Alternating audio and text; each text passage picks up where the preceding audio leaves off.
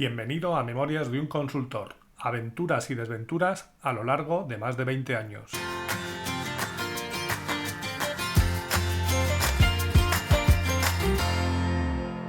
Hola, buenos días, buenas tardes o buenas noches y bienvenidos al episodio 28 de Memorias de un Consultor. Seguimos en el mismo punto que en el episodio anterior, a caballo entre los años 2005 y 2006. En España, a principios del año 2006, entró en vigor la ley antitabaco, porque aunque parezca que ha pasado un siglo, no hace nada más que 15 años que se prohibió eso de fumar en las oficinas, para alegría de todos aquellos que no somos amigos del humo y desesperación de todos aquellos que desde entonces son vistos como una panda de tirados a la puerta de los grandes edificios. Y por supuesto, esto también dio lugar a una de las especies más intolerantes con el prójimo, los exfumadores, que pasaron de encender un cigarro con la colilla del anterior a querer pasar por la guillotina a cualquiera que se atreva a expulsar su humo a menos de 2 kilómetros de él.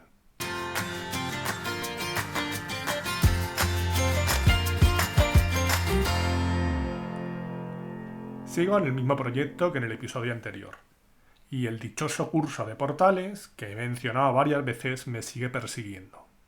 Como comenté, fue un curso que no me salió especialmente bien, por circunstancias que comenté en su momento, y en el que tuve como alumnos a muchas personas que me iría cruzando más adelante en mi vida profesional.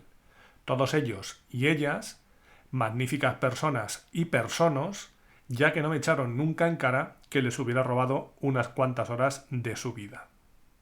Uno de ellos fue Rodolfo, una de las personas que lideraba el equipo de Cortisa en Lucesa, y sobre el que recayó montar toda la parte de portales en el proyecto. Recuerdo que cada vez que iba por allí me decía, a ver si nos ponemos un día y lo miramos juntos. Y yo le decía, a ver, que de esto yo no sé. Yo si quieres te echo una mano, pero no te voy a ser de mucha ayuda. Pero él insistía en que conmigo iba a ser todo más fácil. Y así hicimos algún día. Mirar la pantalla juntos. Pero poco más, porque por mucho que miráramos y muy fijamente que lo hiciéramos, no conseguíamos que el genio de la inspiración, o más bien de la parametrización, se nos apareciera y nos explicara cómo se configuraba todo eso. Que sí que tendríamos algún manual y teníamos la ayuda, pero con eso, especialmente en aquellos tiempos, poco podías hacer. Siempre he dicho que hay cosas que si no te las explica alguien, te puedo dar toda la vida y tú, por ti mismo, no las reduces ni de coña. Al igual que digo que no es necesario que alguien te lo explique todo con pelos y señales. Pero siempre necesitas que alguien te dé una guía para poder recorrer después el camino por tu cuenta. El caso es que ahí nos pasamos algunos días explotando al máximo toda la capacidad de la conocida metodología PIE, es decir, prueba y error, sin obtener unos resultados medianamente decentes, pero por intentarlo que no fuera. Pasados 2 o 3 años me tocó impartir formación relativa a todo esto de portales, temas de Employee Self-Service, Manager Self-Service, etc. El producto había evolucionado, había mejores materiales tanto a nivel documentación como a nivel de sistemas, y tuve tiempo suficiente para enredar con ello y prepararlo en condiciones. Esta vez impartí la formación sin problemas. De hecho, fue algo que hice varias veces en los siguientes años, adaptándome siempre a las últimas novedades que tenían las aplicaciones. Con Rodolfo mantuve y mantengo una buena amistad, y recuerdo que una vez que quedamos me preguntó qué estaba haciendo, y debió coincidir que acababa de dar esa formación, y al decírselo me miró y me dijo, ¡qué cabrón! Y a mí no me quisiste ayudar. Yo le dije que las circunstancias no tenían nada que ver, que había pasado un tiempo, que yo había tenido la oportunidad de aprender, y por eso estaba en condiciones de enseñar. Pero como que no le convenció mucho mi explicación, porque aún a día de hoy, que mantenemos una buena amistad, como os comentaba antes, a veces me echa en cara aquella vez que no me quisiste enseñar con lo de los portales.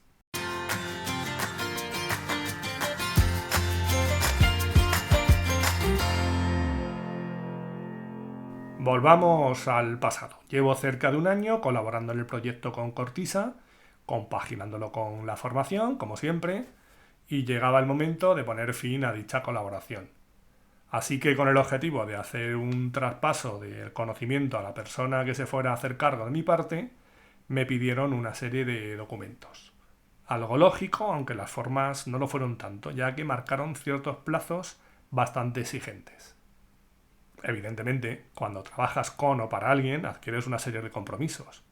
Pero existen compromisos por las dos partes, no lo olvidemos.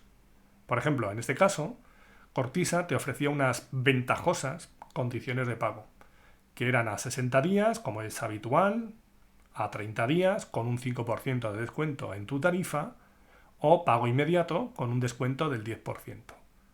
Creo recordar que era así, o incluso puede que fueran 90, 60 y 30 en lugar de 60, 30 e inmediato, pero los descuentos seguros que eran esos. Nada, un 5 o un 10%. En mi caso, escogí la opción sin descuento, que me pagaran a 60 o 90 días, la que fuera. El caso es que cuando me empezaron a pedir que cumpliera mi parte del compromiso y entregara esa documentación, me puse a revisar cómo iba la suya. Y me encontré con la sorpresa de que no había recibido pago alguno y había pasado cerca de un año. Algunos pensaréis que iba un poco sobrado si me permito estar un año sin cobrar, pero os recuerdo que esto era una dedicación adicional, no mi dedicación principal, que había pasado a ser la formación. Y con esta me era suficiente para cubrir mis gastos, por lo que a lo otro no le presté una especial atención. El caso es que me puse a indagar y el jefe de proyecto me decía que si no era problema suyo, que eran temas de administración, los de administración que no, que era culpa de alguien del proyecto, y así perdí un par de días en ir a un sitio y a otro, aparte de una interminable cadena de mails. Como veía que la solución iba para largo, decidí tirar por la calle del medio y enviar un mail al director de compras de Cortisa y me permití hacerle una sugerencia, tras exponerle amablemente mi situación. Le dije que pensaba que en sus ventajosas condiciones de pago deberían añadir una que fuera pagaremos cuando nos salga del níspero. No fue literalmente así, pero el sentido era ese y la expresión muy parecida. Lo que pasa es que no recuerdo exactamente cuál fue. ¿Qué pasó entonces? Que sorprendentemente toda esa situación que no tenía salida fue mágicamente resuelta y a los 3 días tenía en el banco las cantidades que me debían desde hacía meses. Eso sí, en este caso no aplicaron ningún tipo de porcentaje de penalización por no pronto pago.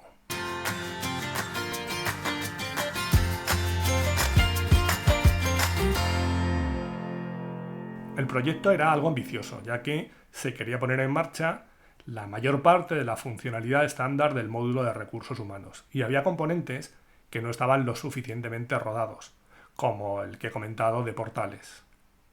Recuerdo que había otro, que era la parte de objetivos y calificaciones, que si bien ya existía uno antiguo, se le había dado un lavado de cara y se había rediseñado, con lo que la forma de configurarlo era totalmente nueva. Esta parte le tocó a Carolina, que ha salido ya en algún capítulo anterior, y había acudido a su ayuda, como también conté, Van Basten, el holandés errante. Lo cierto es que después de un par de días mirando la pantalla y la ayuda a la limón, aquello parecía que no tenía salida. Como he comentado antes, por mucho que miremos muy fuerte la pantalla, aunque miremos varios incluso, las cosas no salen solas. ¿Y cómo podíamos salir de esta? Bueno, pues miraron a ver si encontraban a alguien que se metiera en las tripas y desde ahí ver si empezaban a ver cómo iba todo eso y conseguir configurarlo medianamente. Así que en esa tesitura se decidió buscar un perfil más técnico que el amigo Van Basten. Y a los pocos días apareció por allí otro viejo conocido, Adolfo. Sí, el mismo Adolfo que había ido a impartir la formación en Lucesa. Os recuerdo que el proyecto que hacíamos era allí y tuvo que salir de manera anticipada. Algo que no sé si en Cortisa conocían y que en cualquier caso no tenía por qué suponer un problema, ya que como os he comentado, Adolfo era y es una persona con unos conocimientos impresionantes, aunque puede que no sea capaz de transmitirlos de la manera más adecuada. Eso también es cierto. En cualquier caso, lo que se necesitaba en aquel momento era alguien dispuesto a tirarse al barro. Y en esto no creo que hubiera un candidato mejor. Eso sí, con sus horarios y sus peculiaridades de genio loco. Ya comenté en un episodio anterior que la puntualidad no era mi gran virtud, pero lo cierto es que si me comparo con Adolfo, podría creerme que soy un estirado lord inglés que acude puntualmente a todas sus citas. Adolfo, también en esto, jugaba en otra liga. Recuerdo un día que había quedado con varios compañeros para ver algo del proyecto a primera hora de la mañana. Adolfo. Y el tío apareció allí pasadas las 4 de la tarde. Además, al verme por allí, hacía tiempo que no coincidíamos y sin apenas saludar al resto y ni siquiera disculparse, vino directamente hacia mí y me dijo: «Hombre, venga, vamos a tomarnos un café y nos ponemos al día». Cuando volvimos a la media hora larga, las caras de los compañeros que le estaban esperando eran todo un poema. Eso sí, una vez que se ponía, no había problema. Podían pasar horas y horas que él seguía buceando entre líneas de código y por regla general llegaba al punto que se necesitaba para poder seguir avanzando. Una vez hecho eso, ya solo era cuestión de hacer de intérprete y traducir lo que decía Adolfo a un lenguaje terrenal que entendieran la mayoría de los mortales. Y eso, muchas veces, me tocaba hacerlo a mí. En definitiva, Adolfo era un valor seguro y es alguien a quien siempre querría en mi equipo. Eso sí, no en mi agenda.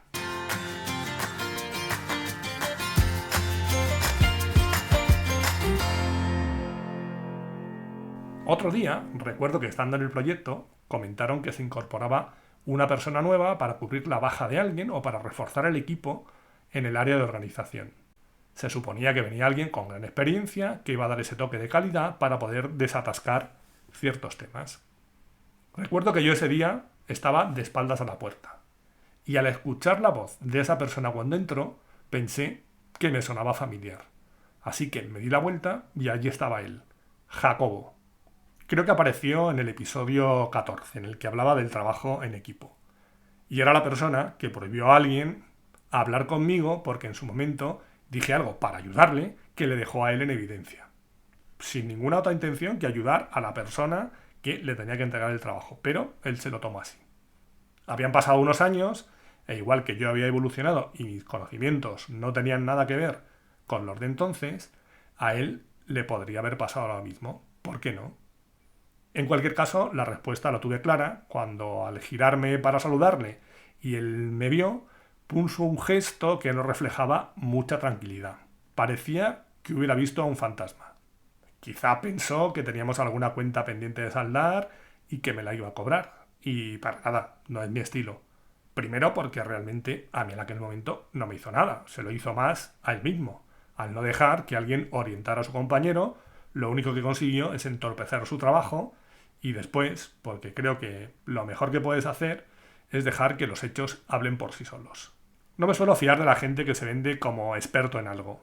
Me fío más si esa calificación viene de un tercero con el que has trabajado o colaborado en algún momento. Creo que con este episodio voy a dar por finalizado lo vivido en aquel proyecto, aunque habrá personajes que volverán a aparecer más adelante, porque ya sabéis que el pasado siempre vuelve.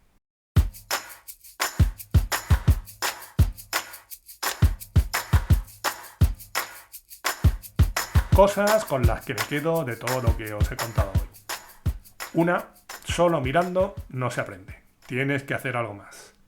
2. Antes de exigir a alguien que cumpla sus compromisos, asegúrate de que cumples con los tuyos. Y 3. Respeta siempre a los demás, incluso aunque sea un proveedor, y valora su tiempo.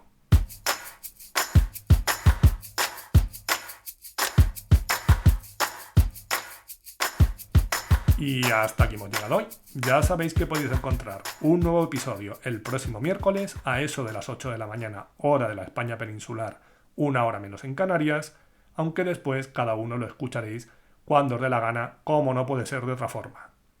Podéis encontrar todos los episodios del podcast en la página memoriasdeunconsultor.com, donde estaré encantado de recibir vuestros comentarios. Y también en la mayoría de plataformas de podcasting tipo iVoox, Spotify, Apple, Google, etc. Y si queréis saber algo más de mí, me podéis encontrar también en mi blog personal aancos.com. Gracias por haber llegado hasta aquí y os espero en el próximo episodio Adiós.